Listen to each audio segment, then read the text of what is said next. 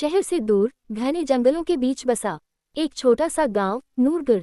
वहां की हवाओं में एक अजीब सा सन्नाटा था, जैसे कोई अनदेखी ताकत हर चीज पर नजर रख रही हो।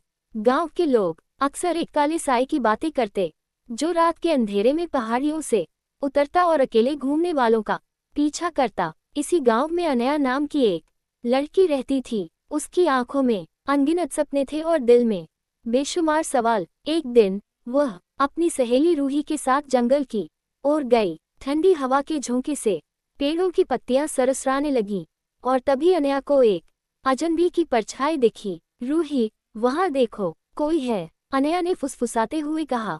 रूही ने मुड़कर देखा, लेकिन वहां कोई नहीं था। उस रात अनया की नींद टूटी तो खिड़की के पास किसी के होने का एहसास हुआ।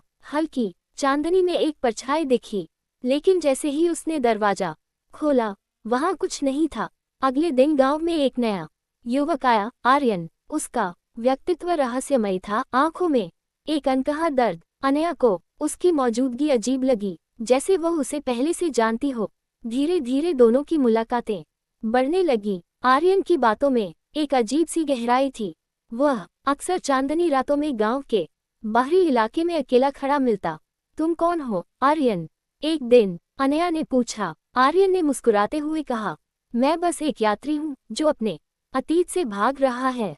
एक दिन अनया को गांव की पुरानी किताबों में सिद्धार्थ नाम के युवक की कहानी मिली, जो 100 साल पहले गांव में रहता था और रहस्यमय परिस्थितियों में गायब हो गया था। उसकी तस्वीर हूबहू आर्यन जैसी थी। शाम को जब अनया ने यह बात आर्यन को बताई तो उसकी आंखों में आंसू थे। मैं ही सिद्धार्थ हूँ अनया, मैं तुम्हें कई जन्मों से ढूंढ रहा हूँ, लेकिन हर बार किस्मत हमें अलग कर देती है। अनया हक्का बक्का रह गई। क्या ये सपना था या सच? अंतिम अध्याय, पुनर्जन्म का इश्क।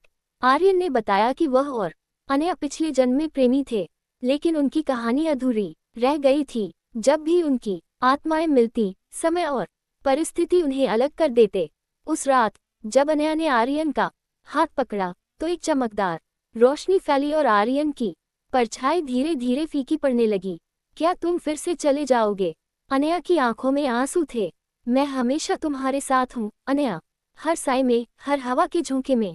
और फिर आर्यन गायब हो गया। लोग कहते हैं, जब भी पूर्णिमा की रात होती है, नूरगढ़ के जंगलों में एक परछाई अब भी अनया की खिड़की के पास आकर खड़ी हो जाती है। इश्क का एक अधूरा साया।